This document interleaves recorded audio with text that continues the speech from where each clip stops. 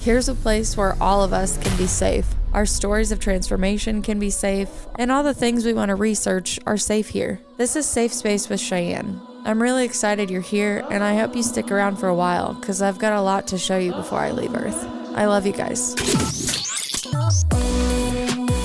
Hello, my friends. Welcome back to the Safe Space. Today I have Kim Barder here. She is the author and intuitive healer from Now I Am. I wish that I would have pulled the cover up because I really do love whoever did your cover art. That is amazing. There it is. This is my friend Simona Manenti did the cover. She's awesome. Yes. Beautiful. Thank you so much for bringing it up. I just got to dive into the beginner details of this book. I am so excited that someone who understands unity consciousness is coming on to not only talking about her channel, but her spiritual awakening. On this channel, I know I love to bring on people that have had transformational experiences, whatever they label them as. So today she's not only coming to talk about her book, her spiritual experience, but also a lot of the new work that she's bringing in this year. So Kim, thanks for coming on the show. Thanks for having me. It's so good to be here. Oh, I love it. I have all my notes written down. I'm like, where do we even begin? So I'm really good at jumping ahead, but I'm definitely going to try to back up now. And I just want you to really introduce yourself and your work of what you're currently doing. Don't give too much away because we'll get into the book. And then I really like it when we backstep before, like who you are now and how you actually came into doing the work you do today. Okay, so my name's Kim Barder, as Cheyenne said, introduced me, and so great to be here. Yeah, well, let's just get right to it. In 2012, I was living my life, just recently divorced of a marriage of 22 years, and we're friends today, of course, unity consciousness, and I have one son who's 25 now. And I was just in my parents' house. We had, moved from our house where we were together living as a family. And my son and I moved into my parents' house. And things started happening in both my son and my life. We started seeing now we were brand new to all this, remember, right? So we started seeing orbs through cameras, and we started seeing, I started seeing everything slow down into slow motion. Like, I would walk out the front door, there'd be cardinals in every tree. Just like bizarro things. And I'm like, what is going on? And I'm really grateful that my son, even though he's like 12 years old at the time, or 13, it was happening for him too. So I wasn't the crazy one, because I would look at him and say, do you see this? And he'd say, yeah, I see this. Although we were having separate experiences, a lot of commonality there because we were going through it together. So yeah, so I was living at my mom's, and I like to preface this to say that, God, the I am that I am, God, the universe, the divine, whatever you want to call it, that made you and everything else. I call it the I am present. I fluctuate, but today I'll call it the I am present since my book is named Now I Am. It always is in command. Love is always in command. And so when you're dead asleep, I can only speak from my own experience. I was dead asleep, and I would always be drawn to shows about Jesus or Yeshua or paranormal or things like that. And I was just always gravitated that kind of stuff my whole life, actually. And I had a couple instances when I was still married. My father's sister passed away. Went to the funeral, my aunt, and I was very close to her. She was a very powerful woman, matriarch of the family. They called her Sidewalk Sally Superintendent, because she gave orders all the time. And so, she went to her funeral, and I'll start there. That night I went to bed, and my husband was laying next to me snoring, and I got punched in the arm, and I knew right away it was my aunt. Not really punched to hurt me, but just to wake, to give me a hello, I'm here kind of thing. And I woke my husband. I said, what was that? And he said, what was what? I don't feel anything. Go back to sleep. What are you talking about? You're crazy. I said, somebody just punched me in the arm. And it was the opposite side from my husband. So I knew it wasn't him, but I didn't know what else to say. I looked under the bed. I turned the lights on. I said, well, we're sleeping with all the lights on in the bathroom, just FYI.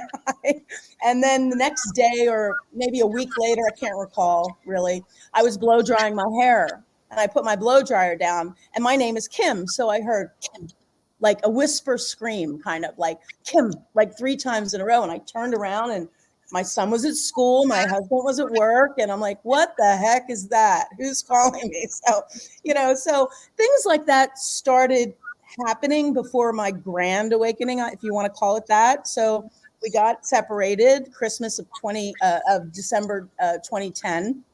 2010 or 2011, I can't remember. But anyway, it was December 21st, 2012, which was the end supposedly of the Mayan calendar, which was the end of you know what I mean, the start of the new earth, whatever.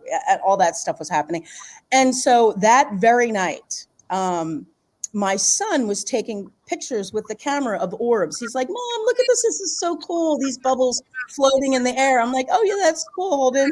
And I was in bed and he was in front of me, and all of a sudden he screamed and he got scratched, right? 3 scratch marks all up his arm. And I said, okay, that's it. We're in territory where we don't understand. And let's just put the camera away. Mommy says, put the camera away. And that's the end of that, So that night, early on when I fell asleep, I saw 2 old men in top hats, like in the 1920s.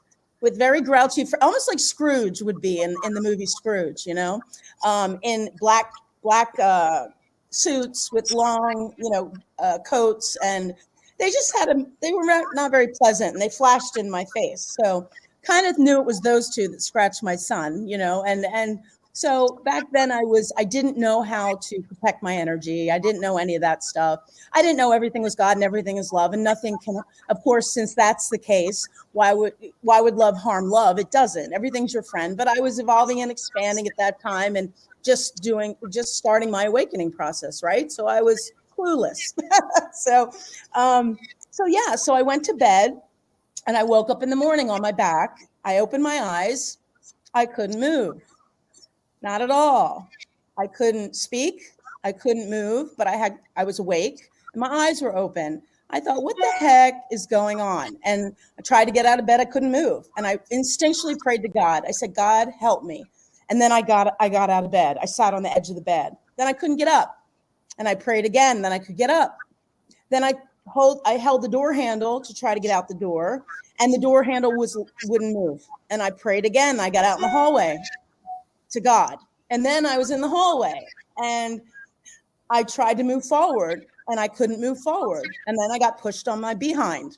Then I got up and then I got mad. And then I said, oh, I prayed more, and I got down the hallway. And I looked down at my mother, who's, elderly woman sitting on the sofa. It's like 10 o'clock in the morning or whatever it was. And my son was somewhere in the house too. And she was all groggy. I go, what's with you? And she goes, what are you doing? In this really weird voice. And I was like, okay, that's it. I screamed my son's name. I'm like, Holden, get up here now. And he came running up and I go, let's call somebody. Like I seen these paranormal people, down in Philadelphia, that I'm in that area. And I called and they, and at first I couldn't call, by the way. My phone was scrambling. I couldn't get a picture, numbers, nothing. It was scrambling. So I prayed again, and then my phone got clear. And somebody had told me, I knew enough to know that I could call on Archangel Michael, right? I started calling on Archangel Michael, and then I could call. And then the people got on the phone, and they said, well, we can come up right now. It'll take us 40 minutes from Philadelphia because I'm in a suburb. And I said, well, that's all well and good, but I'm at my mother and father's house, and they're going to think I'm absolutely crazy. So I don't want you to come, but can you tell me what to do? And they said, well, if you don't know what you're doing, I would leave there. Just leave there immediately, and you can call on Archangel Michael. And they said that too. So I left with my son to my other aunt's house, and I kind of tried to explain. She thought I was nuts, but I was going through a divorce. So she was like, she's probably crazy. And, she let me in the house with my cousin, and they put me in my cousin's room, my first cousin's room. And she has a little boy in elementary school at the time. And all around the walls was the artwork of his, and his name is Michael. And it was all around the room, Michael, Michael, Michael. I mean, above the headboard, all over his pictures with his big name. And I just knew Archangel Michael was with me. So that's how I had my awakening. And then what I started to do is like, I need to get a handle on this. I don't know what's going on. I need to understand what's going on. I didn't realize at the time it was a blessing that I was doing the whole thing, I was orchestrating the whole thing for my awakening, right? Because I had a soul purpose, and that I was really safe, and that my I am presence, God was overseeing all of it, and which I am one with. And so I didn't know that at the time. And it's a process, right, of evolution. So come forward 13 years, I know it, fully know it, who I am. I'm God, I'm the universe, everything dwells within me, and I'm awakened state. But that was my awakening, and I did it all. I planned it all, because it really got me hot on the trail of what the heck was going on, and it was meant to, and it did a great job, really did a great job, because I found a spiritual store, a friend of mine who's a friend today, actually where I had my book launch, and she owns a spiritual store with books and sound bowls and crystals, and I walked in there, and there were several older women, older than me, and I said, listen, ladies, I'm having some experiences. I just cut right to the chase. I went to the register, and she said, well, my name is Honey, and I'm the owner of this shop, and you came to the right place. We know exactly what's going on, and come with us, kind of thing. And they were intuitives and clear channels, and they really set me straight. And then I had a friend who was a starseed I used to walk in the morning with, and she said, you need to come to this house with me. There's a woman channeling Archangel Raphael. She's a pure clear channel, and she's been doing this work from the time of the harmonic convergence in 1987. So I was like, okay, whatever that is, I'll come. So it was as clear, she channels Raphael as clear as I'm talking to you right now. And the angel, I was about a group of 15 in a house. I brought my son, and the angel said, she did her toning and brought the angel in, and she does this beautiful angelic toning. And she said, and the angel said, what is it? What is it? And I raised my hand. I said, Archangel Raphael, what the heck is going on? And Archangel Raphael said, exactly what you think is. You're having an awakening. And what we want you to do is eat, sleep, and breathe Archangel Michael, because right now you're like a babe in the woods. You've just woken up and you're a bear. And so we cannot teach you, we cannot go through your dissertation until you learn your ABCs. So he is going to be your protector until you can master your energy. So he came into my life, Archangel. I slept and breathed Archangel Michael. I read about it. I wore blue. I did everything to bathe myself in his energy, and he was right by my side. I could feel him breathing. And he appeared to me. And then after Archangel Michael, Yeshua came in, Jesus came in and was my mentor, because I'm a spontaneous direct healer as well. And so he came in and mentored me. And then I had several other mentors. And now I'm with Saint Germain and many others with this I Am Discourse work that I'm doing. And, we'll talk about that when you want to talk about it. But they wanted me to write. I started during COVID writing my book, Now I Am, because I'm the full embodiment of my I Am presence now. And Kelly, the one who channels Raphael, her name is Kelly Kolodny, Kolodny.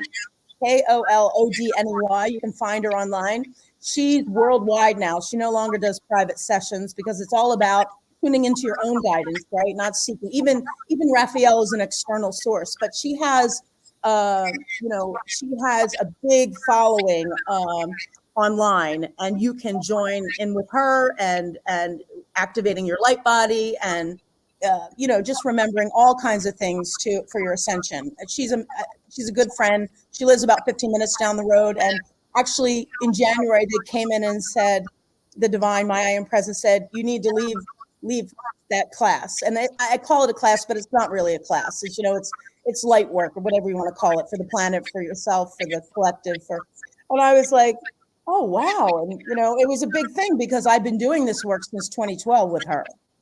Since that first channeling where I met Raphael through her, in the way that I did. Of course, the angels and everything dwells within me, and I access that angel in a different way. But through Kelly, I've been going to her in some capacity since 2012, 2013. And so is my son, and many, many others, thousands, So that was a big deal. And they said, now you've written, and we still want you to write, but now we want you to speak.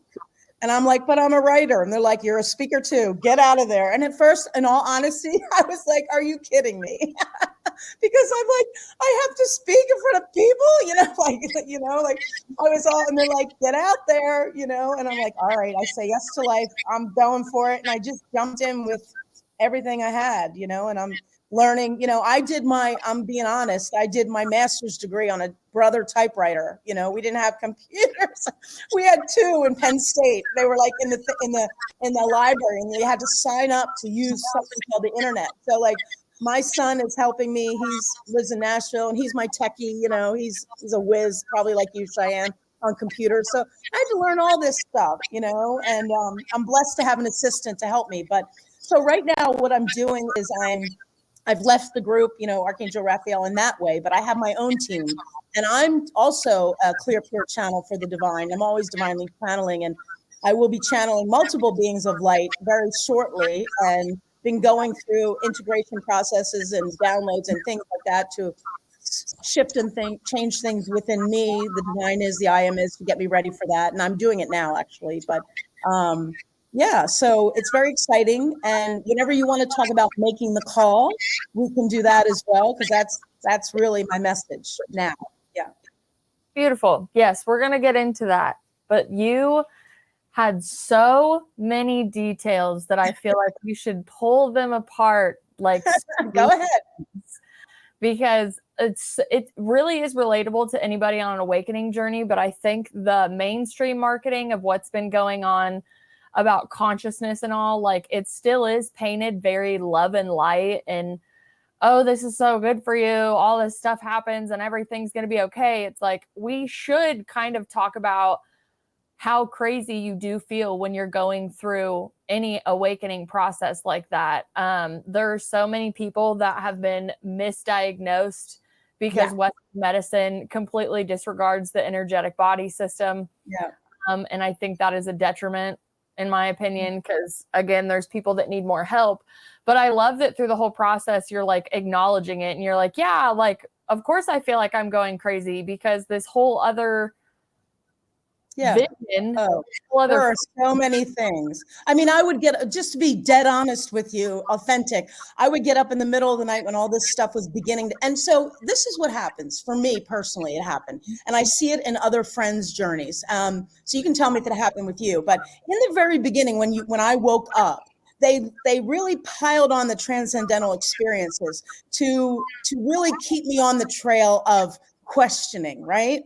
Because they wanted me on my path. I wanted myself on my path. I'm God. I'm the universe. We all are. We all are each that. The I am that I am.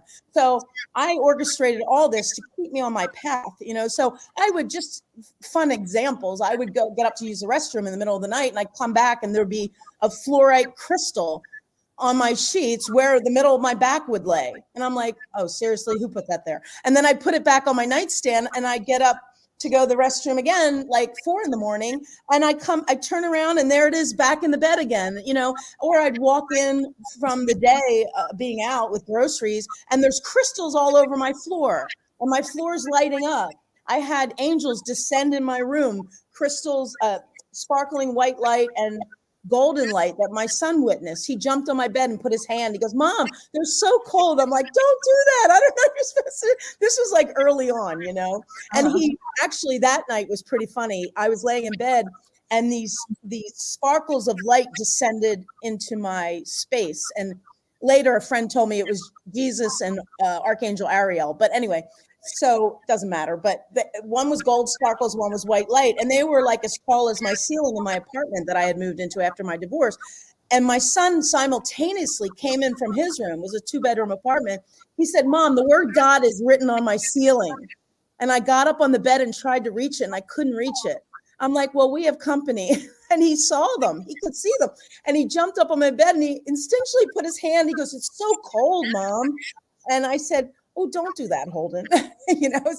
But we were just, we just had so many things like that. One night we woke up, and pots and pans were banging in my kitchen. Now, this was a small apartment, and we were steps away from the kitchen. He ran into my room, and he's like, and I had, it's really beautiful, actually. My dad's sister who passed away, I told you the example before with the punch in the arm where I thought it was her and no, it was her, telling me she was okay and blah, blah, blah. Well, her husband, she passed, and then her transition. Then her husband was about to transition, and I would go down and visit him. He lived in Philadelphia in a little row home. He was on oxygen, and I would bring him like little chicken pot pies that he loved. And so one night in the middle of the night, Holden and I heard this banging, like slamming of everything. And it was like 1:30 in the morning, and my son had school the next day. And I said, something happened to my Uncle George. Something happened to him. I know it. I knew it. I said, I can either call now or go in the morning. He was just about to pass away, So I said, maybe he passed away, but I'm not going to call him, because if I'm wrong, then I don't want to wake him up and startle him, right? So I said, I'll drive my son to school, and then we'll come back first. I'll go down there first thing in the morning. It was about a half an hour from me. So I went down there, and he opened the door, and I said, did you happen to fall or anything happened to you at 1 a.m? He said he couldn't talk, but he shook his head and he whispered, like talked. He said, I tried to go upstairs on his chairlift. He said, and I fell. And so his wife, my Aunt Sally, was the one banging the pots and pans, from the other side of the veil, getting me. I told you she was a very pronounced personality, right? She's like, my husband just fell and you got to get down there, kind of thing. And then at that stage, I didn't know what to do. I called my first cousin, whose room I was staying in, that said all Michael at one point. And she was a lawyer, and she goes, well, not that this had anything to do with it, but she's a smart woman. And she said to me, ask it to leave, the banging of the pots and pans, who's ever doing it. I said, oh, that's a good idea. She goes, yeah, you're the creator, supposedly. Ask them to leave. So I said, leave this house now. So I did, and it started knocking on the door. So I said, oh, and my son said, or I thought, I can't remember who said it, but Mom, you asked it to leave, but you didn't ask it to leave the whole apartment development. So I asked it to leave the whole complex. I intended that it did, and it left. But just how funny and specific, I asked it to leave, but out of the apartment, and then it went to the front door on the outside trying to get, but it was my aunt. But, and I told my uncle that, and he goes, I know it was her. Like he wasn't spiritual, but he knew, but we had some like things like that, but that was, all these, and then I went to the movies once. Archangel Michael took me to see The Croods, the animated movie, The Croods. Did you ever see that? Mm-hmm.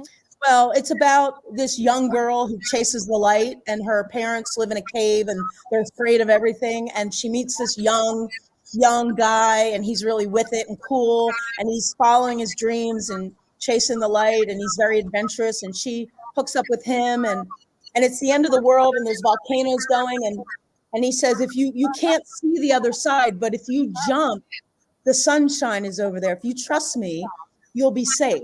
And everybody jumped except the father at the very last minute, and then he finally gave in and jumped, and then you see them landing, and they're safe, and it's sunshine. Well, right when the point of the movie, where I took my son to it too, where he says, just jump, have faith, do it. I get emotional because Archangel Michael walked in the movie theater, like literally. He stood there, he's about 15 feet tall, and he didn't look at me.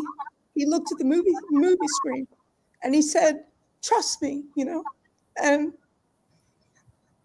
at the time I was scared shitless, to be honest. Anybody would. It's not in the reality that we were ever taught, which is why. No, but he appeared to me as I know, and they appear to you as you think them to be. And he had, he was strong and powerful, and he was pronounced, and he was clear. And he stood there, and I looked at the screen, and they jumped, and they reached the other side, and I turned back, and he was gone. He wanted me to look at that screen at that moment. That was the message. That's why he took me to the movies. But, it's really beautiful. And the message is to trust. You're fine. Surrender to the I am. And they told me first on, just surrender everything you're grappling with. You know what they told me, which is profound, and it stuck with me.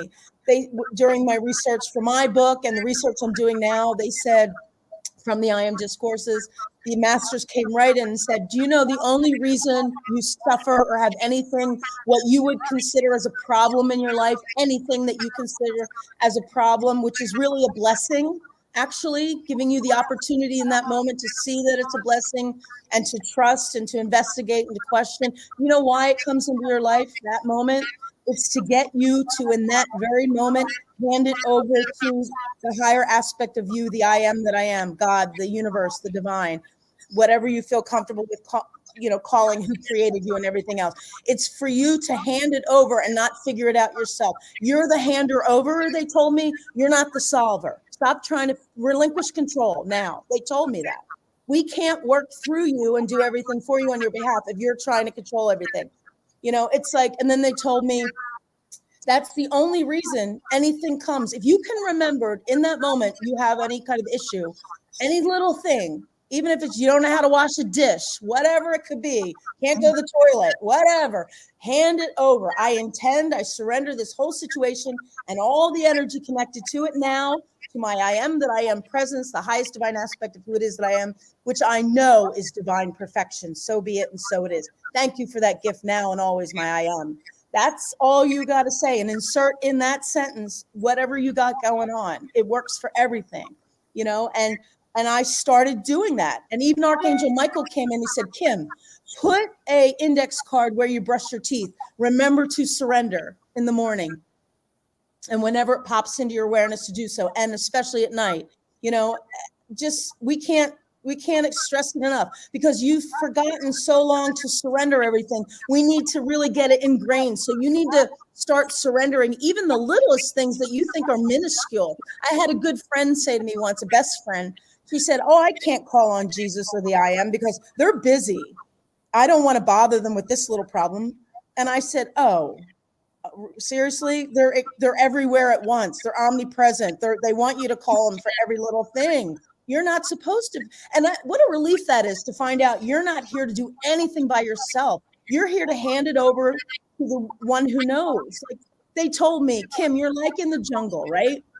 Or the forest. And I am the hawk in the sky. I see everything. And you're in the forest looking for your car, looking for the road, looking for the water source, looking for the food source. And you're stuck in the thick of it. You don't know the easiest path. I see everything. And if you surrender to me, I can navigate you. And guess what? The sun is setting. What are you going to do?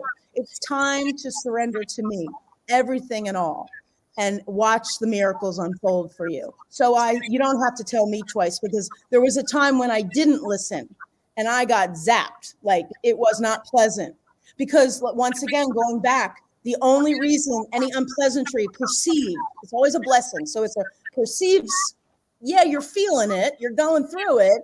Let's not, let's be real, but it is really from the highest perspective, a perceived problem. It's really a blessing, because the blessing is in that moment for you to be awake in the present moment and realize that, oh, this is an opportunity to hand that fight I just had with so-and-so and all the energy connected to it with my intent to my I am presence to solve it for me, not me, right? Not me. If you can remember in the moment when you're all emotional, whatever you have to do to surrender it, I surrender the driving of my vehicle before I get in it to my I am presence with all the energy connected to it, because we have divine freedom of will. And so you need to, surrendering is an asking, right? They won't interfere. We said before we incarnated, we're going to have this earth experience as infinite beings of infinite victorious love and light that live eternally. And we're going to have this experience on earth with the senses and all this good stuff, and don't interfere with us unless we ask. That's what we said. And they said, okay, you got it. So that 99, and this is just for example's sake, but the 99% of you, the hawk in the sky that stayed on the other side of the veil, when the 1% of you incarnated, it knows all. And it just is like, please give it to me. Please give everything to me. What are you doing? And I equate it to this. They gave me this example too. It's like they said to me, Kim, only two ways it can go. You either surrender to the I am, God, and let God do everything through you and for you on your behalf with divine perfection, or you let the ego run your world. You can't, there's no other option. So if you won't surrender it, the ego has to do it. And the ego, they told me, it's like having the baby, a toddler driving the car. What happens when a toddler drives the car? The ego, lots of accidents, right? Even death, like horrific things, right? And we've had that for thousands of years. It's time to wake up, put the baby in the car seat, let the ego do what it was meant to do. It has a job and it's a beautiful thing, but it was never meant to lead the way. It doesn't get in the river. It goes directly on the street, gets you where you want to go 100% of the time, because it can't do anything because it's divine perfection. So it's time to put the love, the heart, God, the I am, the divine, the universe, whatever you feel comfortable calling it, in the driver's seat. You do that through surrender. And it's very easy. I am the victory of surrendering, this situation, my whole day, my whole life, reality experience, all the energy. I always say all the energy connected to it as well, because you want to give permission to God, or the I am that I am, to go into every tentacle avenue it needs to go to help you for your highest good, right? So I say, surrender this whole situation, all the energy connected to it, with my intention. Now, you always want to be specific right now. I give it all to my I am presence, surrender it all to my I am presence, which I know is divine perfection. It just is. So what we mean by divine perfection is it always serves your highest good and everybody else's highest good, all that is, ever was, and ever shall be, with divine perfection, because that's what love is, divine perfection. It can't help but be perfection. So, yeah. So they but they blessed me with these I Am Discourse books. And I read and read and read. And now they've taught me, and not taught me, but because we're infinite wisdom that dwells within us, but they help me remember how to make these calls, like surrender that I just said, but other powerful calls utilizing the laws of the universe, the cosmic laws of the universe, the master powers, they call them, of the universe, which is what the ascended masters use. It's almost like the I Am Discourses, that not almost like, they are a guidebook for the ascended masters' instruction on how to make your ascension. So they're sharing it with us. And they told me that in the Ascended Masters Octave of Light, these books are encrusted in jewels, and they're just powerful. So, whoever has ears to hear and is ready for it, I encourage you to look into the I Am Discourses, and I'm doing my own thing with that, and we'll get into that. But making the call is so important, because they told me, and this is one thing, it relates to my book too, why all of us do anything. It is to bring perfection into this, the Ascended Masters Octave of Light of Perfection, into this realm. So what we're doing is, when we make these calls, we're calling forth their perfection into this realm to dissolve and consume instantly any human discourse or any human unconscious thought forms that we've created unconsciously, not knowing that we're the powerful creators of our own reality that we are, because we can't shut it off. We're always the creator, 24/7, 365, forever. So whatever you're constantly generating, thought forms, and that's going into the atmosphere. So somebody has to purify that. And it's our duty. They said, it's your duty. It's your duty to make these calls to bring perfection. Because, in other words, they didn't say this, but this is my crude translation. You brought this into this, you need to get it out. It's your responsibility, which it is. We brought this anything that is less than the perfection of the I Am into this realm. We need to clean it up. It's time to get the vacuum cleaner out, and that's what you do with the master powers of the universe, the sacred fire, the violet flame, the cosmic Christ blue lightning, the cosmic light substance. They're all the sacred fire. And you can see behind me, there's a flame over my shoulder. That's the sacred fire. And that's what you use. That's the umbrella term for all of it. It's the love of God, literally, from the great central sun. It's called the sacred fire, love's immortal, indestructible purity from the great central sun that is always divine perfection, that is indestructible, and nothing can oppose. So when you start utilizing that, you watch what happens to your life.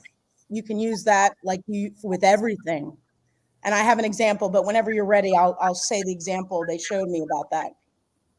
Yes, I want to get into that right before. I want to highlight the chapters, not highlight the chapters, just read them off really quick, because surrendering is one of the best forms of advice that I have heard, but I've also been asked in the interviews that I've done that they're like, if these things are happening to someone, like, where do you think they should start? What do you think you should do? And I'm like, whatever you believe in, if you believe in something, I'm like, surrender to that power. And I was just reading a near-death experience version of a woman talking to God. And when she was doing the mini life review she did before she came back, he was standing beside her as she was watching her own life review. And she could feel all the good things and all the bad things she had done. But God was not judging her. He was standing there and supporting her. And she was judging herself, and she was shaming herself right in front of God. And he's like, I've already forgiven you. You haven't forgiven yourself. That's why you can't feel me. So there's a heavy level of a burden, just like your friend that was like, I don't want to bother them with that. Well, here's the thing. In the highest perspective, the truth, there is no such thing as sin. There's no such thing as needing to be forgiven, because everything is love, and everything is whatever level of consciousness that you're on. And everything is, okay, so here's the thing. Picture God as a bubble. The I am that I am, the divine, the universe is a bubble. There's nothing outside that bubble. That whole bubble is love. And you are that bubble right now. You're the whole enchilada, right? So that means anything you can think dwells within you right now. It exists within you right now. So your perfection, everything that happens in your life, even if it's a shit show, it's perfect. Life is perfect the way it's showing up for your growth and wisdom and evolution in the becoming of who you truly are. So you orchestrated everything in your life. And when we wake up, we take full responsibility. Sometimes that's a hard pill for people to swallow. You mean I brought that into my life? I would have never done that. Well, yes, you did. You really did. You might not be conscious of it. Let's get clear on it. But you brought it in for your own benefit. Like we said before, everything is a blessing. Everything that shows up in your life shows up to give you the opportunity in that now moment to recognize it as a blessing. Even if you don't know how, you say, God, I know this is a blessing because everything is perfection in life. Everything is love. Everything always serves my highest good. There's nothing outside of the love bubble, and I am that bubble. And I know you're always serving my highest good. So I have full faith and trust and belief, whatever I'm going through. But you can surrender your situation in the meantime and have God start working on it for you on your behalf. You don't have to sit there. And here's the thing. It's like a cloud, a dark cloud that comes into your experience to teach you something, to help you remember something in your growth and evolution that you orchestrated, by the way. And so here comes the cloud. So what happens, people get stuck because they're like, this shouldn't be here. They don't have full acceptance of the cloud being there. So why I say it's so important, because life is perfect. It is God too.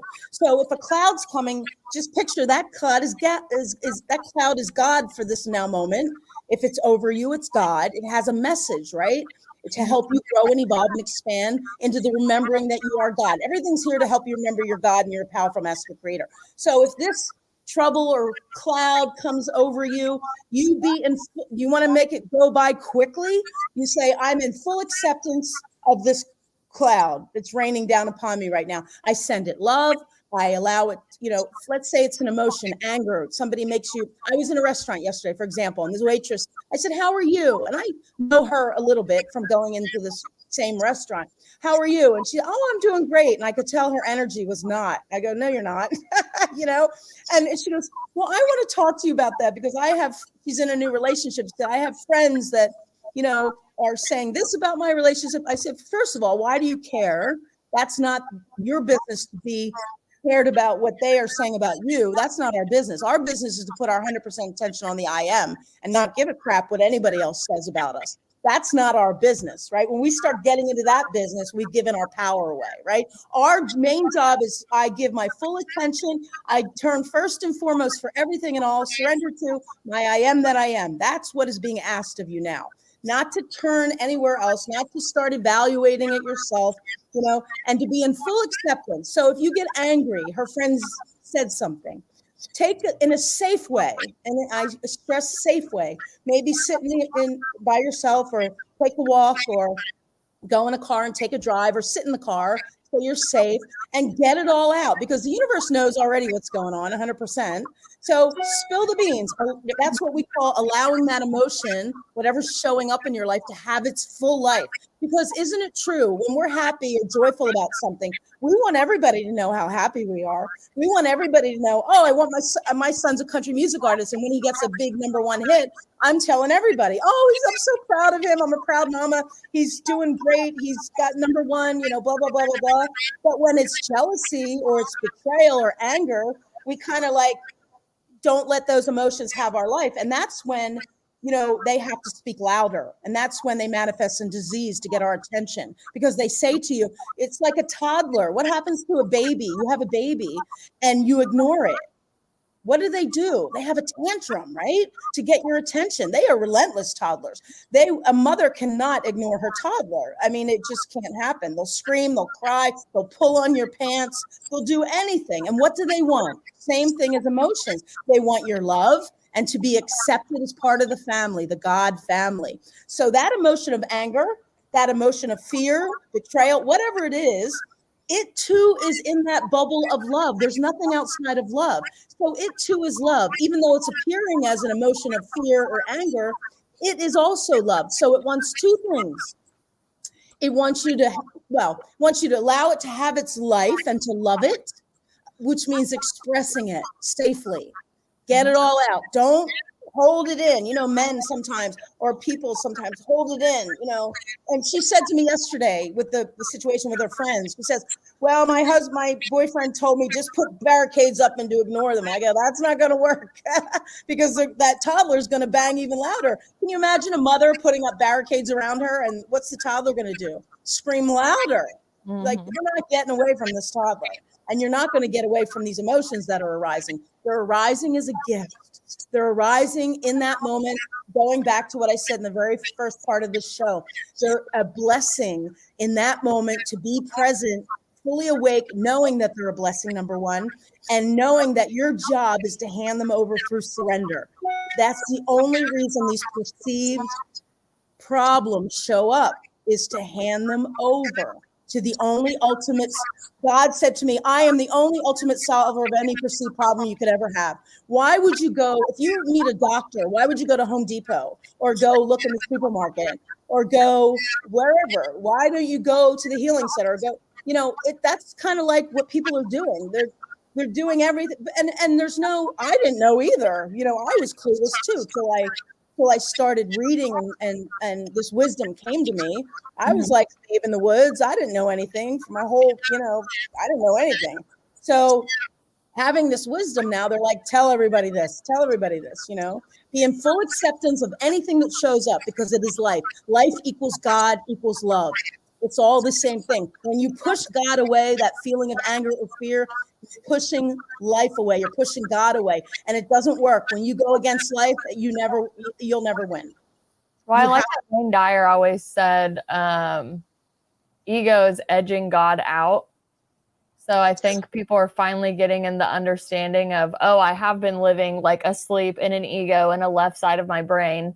And it is like a big mass reprogramming in a positive sense, but you are shedding a lot of stuff. But the ego is a beautiful thing. It has a job, and it's God too. See, we want to accept everything, but it wasn't meant to drive the car. Yeah. The toddler ego was not meant to drive the car. It's meant to be in the car seat with the straps on, and it can do what it's meant to do in that car seat, not control the car. No way, right? So I think the car seat analogy is a really, really good one because a lot of people's egos are like that. They're driving the car, and guess what? It's a shit show. I think that's a part of the journey too, is just being able to accept and even talk about your shit show. That's what I like when people bring on here. They're like, check all this stuff out I didn't know I did while I was unconscious. My bad.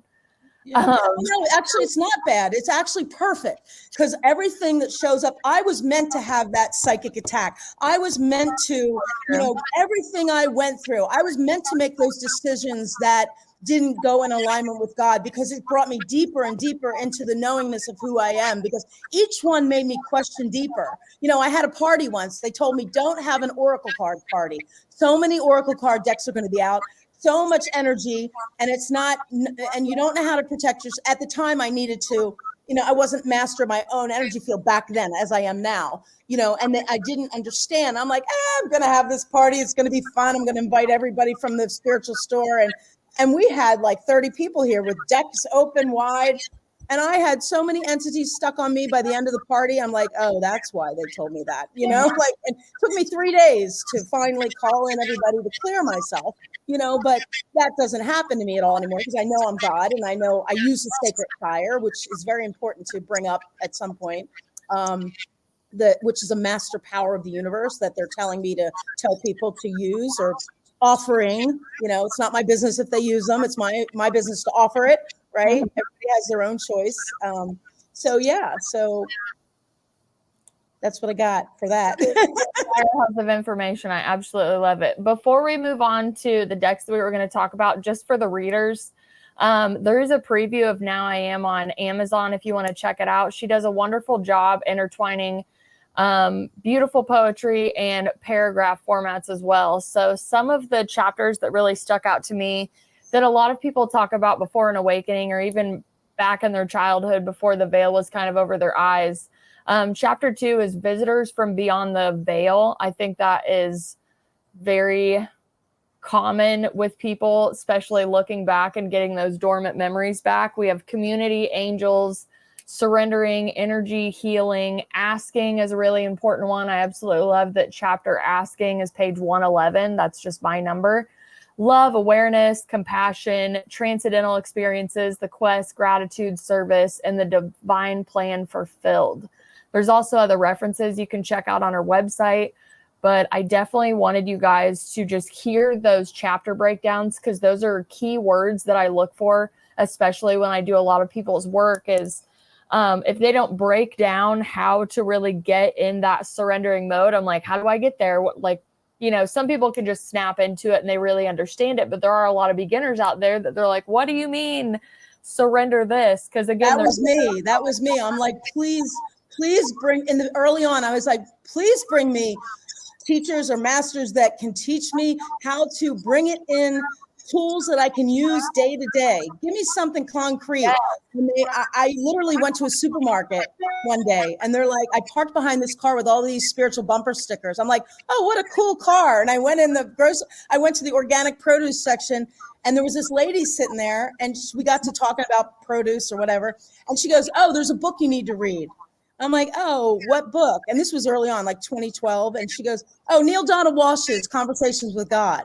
And I'm like, oh, I have a long list of books. I had it, and I kind of I didn't realize that, at that time that the universe, when you hear things 3 times, especially, it's always, so then I went on my way, did some shopping, then I ran into her again. And she goes, no, you really need to read this book. I'm like, all right. And then I went to a friend who's a peer channel as well. And she goes, Kim, you need to read this book. I'm like, all right, that's it. 3 times. And I bought the book. Yep, look for the 3. Yeah, at the time, it answered every single question I had, at the time. And, it's amazing. And then I read it again a couple years later, and I was at a different level of consciousness. And it was like, I was baffled. I was like, this is like a whole new book, because I was reading it at a different level, That happened to me as well. Yeah. That total, I'm trying to think of it's Cosmic Energies. I remember I got handed that book and I'm like, I know that I will understand this in a few years, so I'm going to bookmark this. And then, like you said, you're on a higher level of consciousness, higher frequency. And I was like, oh my gosh, this makes so much sense to me now. I understand it. But I had the memory of reading it the first time, like baby shy. That's awesome. That's awesome. Thing.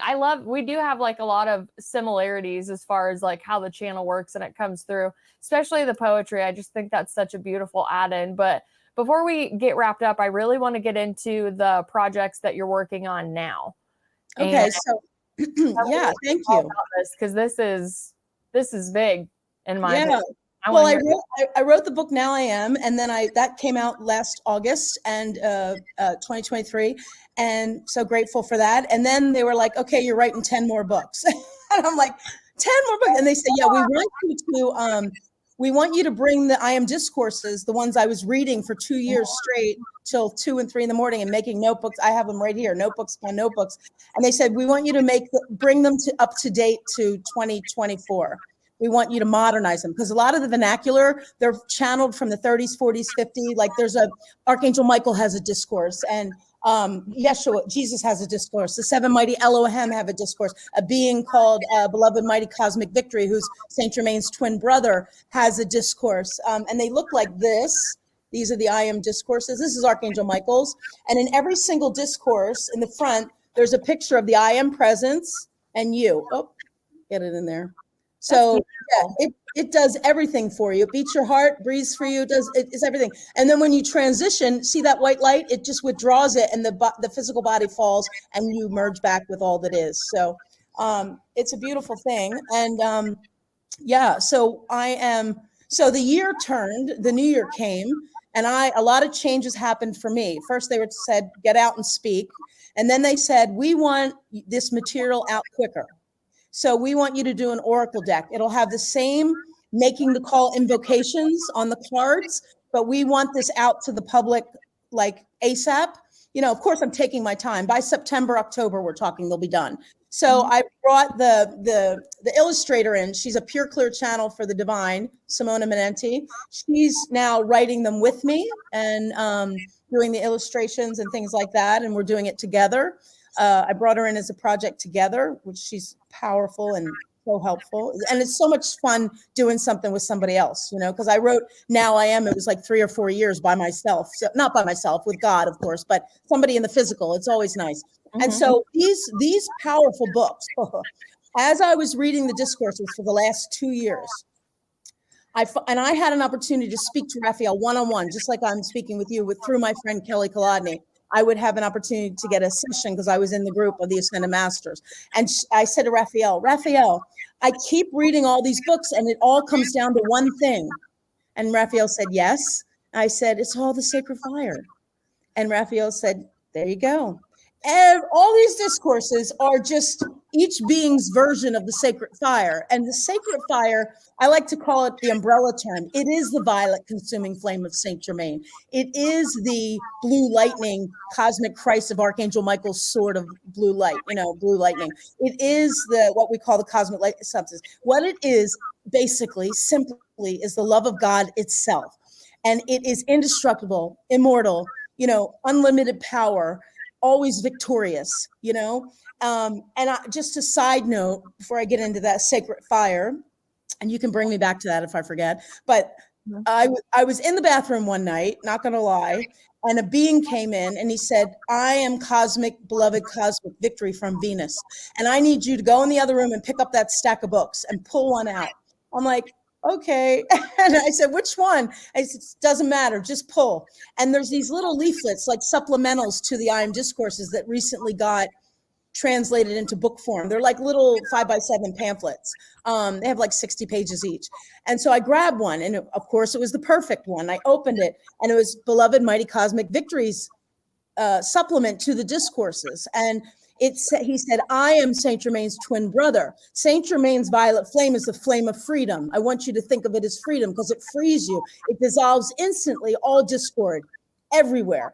And I want you to know who I am and recognize me and acknowledge me so I can bring victory to you. So what Beloved Mighty Cosmic Victory is, his energy is the energy of victory, just like Saint Germain is a violet flame of freedom. His energy he's the twin brother. They go hand in hand. And he's not as well known, but he is going to be well known now because he gives us the energy and victory. Now, this is the kicker. When I found this out, I was like, whoa, this was like a whoa moment. He said, my energy of victory, by its definition, is the energy of completion. Any intention you set forth with the word victory in it, by definition, it must complete itself. So if I say I intend, command, demand, as the I am that I am the victory of infinite abundance and infinite financial wealth. So be it and so it is. Thank you, God, for the I am that I am for that gift now. And I acknowledge Beloved Mighty Cosmic's victory and law of victory. You acknowledge the law of victory, then you use it in your intentions. And Raphael told me, say the word command, demand, intend. Command, demand, intend. Those 4 words. I command, demand, and intend. I am the victory of XYZ. Whatever you're intending, those 4 words, because you're the powerful creator. You're commanding it, you're demanding it, you're intending it, because energy follows intention, and you're saying you're the victory of it. So remember, by definition, victory as an energy must complete itself. It doesn't stop. So it's perpetuity. So it will come to you. We are the I am. We are always rating that. That's our core essence. We're always rating that perfection. And that perfection is always that river of abundance, opulence, perfect health. It's always one with us and flowing to us. The issue is when you have a belief system, it's like you're standing in a river and the river's flowing to you all the time. It can't help but not, because you are that perfection calling forth perfection. You magnetize it to yourself just because who you are, your core essence, you're God. So that goodness is always coming to you. It's just that some people, and there's no judgment ever. It's just, this is where we are in our evolution. But now it's time to wake up from that. That's why we're talking about this. They have a cinder block or a concrete block they're holding in the middle of the river, and they're standing there, and all the blessings are going around them, or they're hanging out in the outside until they have an inlet to come into you, until you know you're worthy, because you're God. You're worthy of all good things. And, you know, they said, Kim, walk around the house and proclaim your God. Say, I'm God up in here. Get ridiculous with it. Say, I'm worthy, I'm worthy, I'm worthy, just because I am the I am that I am. And in that infinite divine worthiness, I'm ready right now to receive all the infinite blessings and gifts that my I am presence has to bestow upon me, and more. And so be it, and so it is. Thank you for that gift now, my I am presence. Do you know it's a universal law? You cannot help but receive that which you know you're one with. So when you know you're God, and you make those proclamations, you must receive it. So you need to start saying, I am worthy. Don't look at the outside world and look inside. Put your attention on your I am, the perfection you are, and call forth that perfection, that perfect health. Whatever you choose to experience, it's sky's the limit, you know? For example, I'll give you a profound example. Last night, I was scrolling through Instagram before I went to bed. And, I'm flying pretty soon. And my son is flying to the Boston Marathon this weekend, blah, blah, from Nashville. And I saw this man come into my awareness in an interview with a news crew. And everything happens purposely in all our lives, right? There's always a reason you see something or something happens. And it's just that, are we aware of that, right? So this interview, and I'm like, this is interesting. What is this? They want me to pay attention to. So the man was talking about the 737 Boeing airplanes, the Max series 8 and 9, the Alaskan Airlines that are being grounded now, the series 9 or 8, I can't remember, because they have a malfunction because Boeing was using supposedly, and I don't know this, but this was in the interview, faulty parts and going cheap instead of using the proper ones when they built the plane. So I guess there might have been, somebody might know more than this than me, but there might have been an accident or a plane crash or something. I saw a picture of a window blown out and whatever it is. And then I reacted, right? I know better, but this is a learning process for all of us. Even where I know I am today, you still have to be vigilant, right? In the now moment. So I reacted and I texted my son, are you flying on Southwest, American, United? I want you to fly in Delta. They don't have that in their stream of aircraft, and Ryanair. Are you flying on all these, because they have that in their fleet?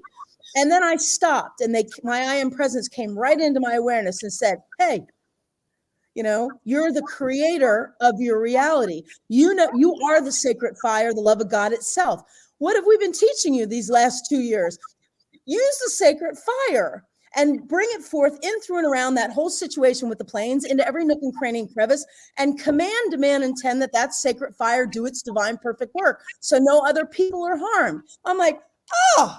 And I was talking to a friend this morning. I shared with her.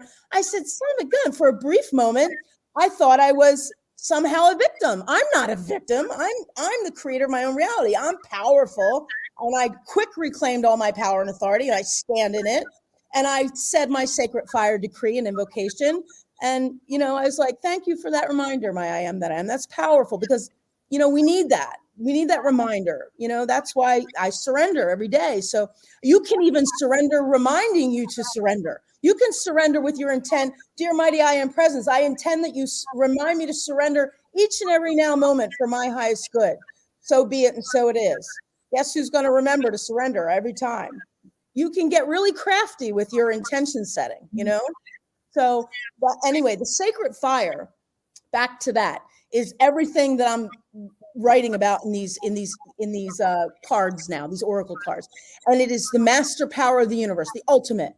And no discord can leave this earth without it. And that's that powerful. Like I said, it's a violet flame. It's Archangel Michael's blue lightning, sword of blue lightning. It's the immortal power of the cosmic Christ love, which Jesus is the director of right now. And he said, if you call to me with a sincere, constructive call, I will not fail to, if you're serious, I will not fail to answer your call when you call forth the immortal power of the cosmic Christ love that nothing can oppose.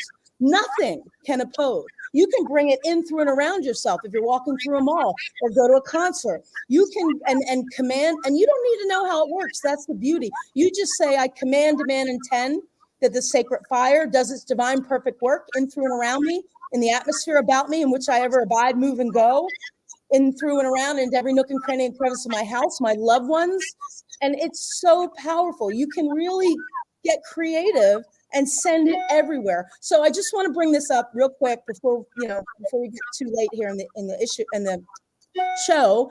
But they wanted to, when I was doing this the last 2 years, this research in the I Am discourses, they wanted to show me how profound of a difference that I was making in all those on the planet that use the sacred fire and call it forth. And that's why the cards, the oracle cards that are coming out, are going to be called Making the Call. Okay. So when you do this, you're serving the light that serves you. So they said to me, as you call the sacred fire, we will surround you in it. Nothing, you'll be invincible, and you'll have all the blessings because you have accepted Saint Germain's teachings of the I Am discourses, and you have decided, like Jesus and like Saint Germain and like all the other masters, to give back to life as we give to life itself. And you're giving, the sun shines to you 24/7, 365. And the water gives to you, the earth gives to you, it gives us food and water. It's constantly giving. So we've been constantly taking. So now it's our duty to give back. And we can do that through surrender and making the call to the sacred fire. And so it's as easy as literally saying, this is what the example was. I was laying in bed. This was like last year, the end of last year. And I had a lucid dream, which is one where you're awake. I know you know what it is, but for your listeners, you're wide awake in your dream. And I saw flashing red lights coming in my blinds. And I stood up, and I'm in a townhome. And I looked out my window, and there was a fire truck backed into my driveway. There were fire trucks across the street, and 4 houses down, the house was burnt to the ground, the townhome. And I heard my I Am said, call the sacred fire forth, in, through, and around every house, into every nook and cranny and crevice of houses in this development. And there happens to be 144 houses in my development, which is a sacred number, and call it forth, in, through, and around everybody and everything. So I did that. And I guess went back to sleep in my lucid dream. Then I woke up again in the lucid dream. And I thought, what the heck? I just called the sacred fire. I guess I'll do it again. I called it forth again. I think I added some things to it in the atmosphere around this development, in a 10-mile radius in the atmosphere. I didn't know if it was a tornado coming. You can do that for tornadoes too. It'll actually, you can call it into the side note. You can call it into the atmosphere, into being as the elements and powers of nature, to hold perfect balance when there's a tornado coming, and it will shelter you. It will hold balance of that atmosphere. It's so powerful. I did it once, and the rain stopped immediately outside my window. I had a heavy rainstorm, and it just stopped instantly. It's amazing. So anyway, so back to the dream. I went back to bed a second time, and the house was still burned to the ground, 4 houses down. Then I woke up in real life, and my real fire alarm went off. And then I went, I got to call the sacred fire for my house. Did I include my house? I was thinking, what did I include everybody else's house? Maybe it's my house that's on fire or going to be on fire. And then I was like, what is going on? The fire engines came, and I had to get them to unplug it because I didn't, I'm like, I don't want that thing going off again. And so they came. It was a whole thing. I called the sacred fire again. So 3 days later, I had a chance to talk to Raphael, a channeled session. I said, Archangel Raphael, and of course, Raphael knows everything. Said, yes. I said, what the heck? I kind of feel like it was about the sacred fire. Raphael said, yes. You got a call from your I Am presence to call forth the sacred fire in, through, and around all the homes and everybody. And you followed your direction, and a travesty was averted. And then the very next day, I saw a husband, a wife, a baby carriage, an infant, and a grandma walk out of that house and take a walk. Now, I don't know if it was an electrical, something in the walls, a candle was kept burning. That's not my business to know. I just needed to call forth the sacred fire, like I did for the airplanes. And any situation, I call it forth in, through, and around the situation between Palestine, Israel, and also between Ukraine and Russia, and all the energy connected to it. So God can go into any avenue. And I command. And then here's the beauty. You say, I intend. I command, demand, intend. I am the victory. There's that word victory again, of calling forth the sacred fire, love's immortal victory into let's say my house, in, through, and around my house, into every nook and cranny and crevice of my house, and all the energy connected to it. And here's what you have to say. I intend that it does its divine perfect work where I have sent it forth now, continuously, and for all eternity, self-sustained. So be it, and so it is. Thank you, my I am presence. We don't need to know how. The call goes out, the I am hears it, and guess what happens then, they told me.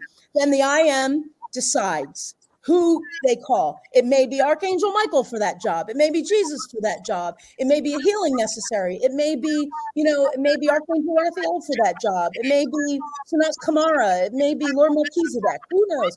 But you're not the one having to figure that out. You just, with your intention, command, demand, I'm the victory, call it forth into everything, in, through, and around yourself, and then intend that it does its divine perfect work and let it go.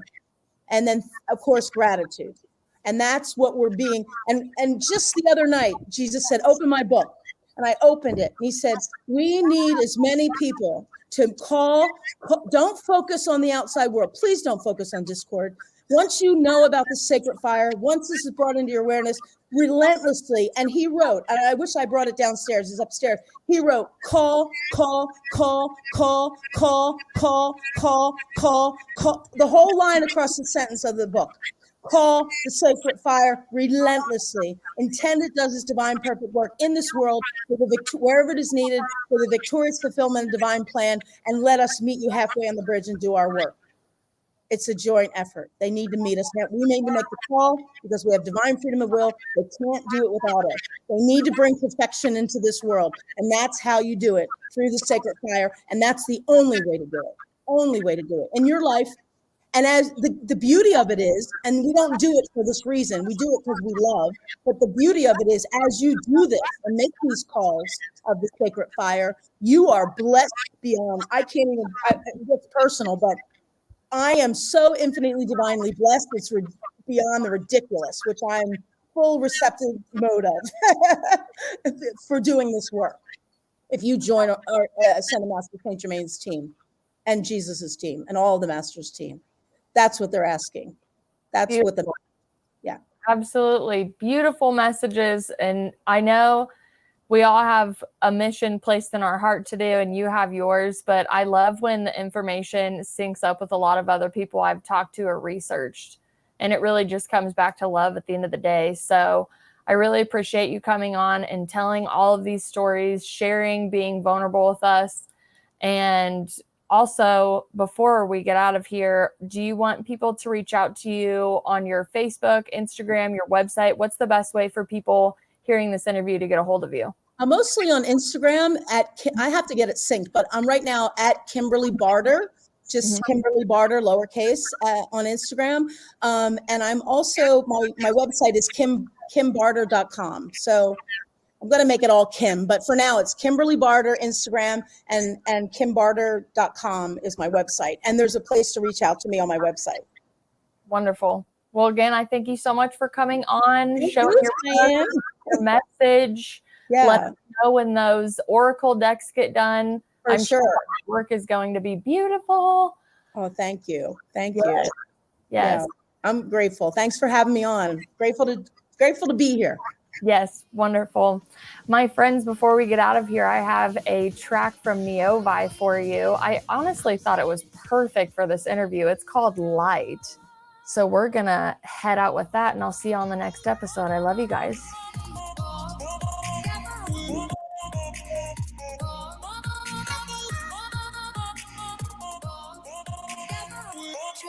Down.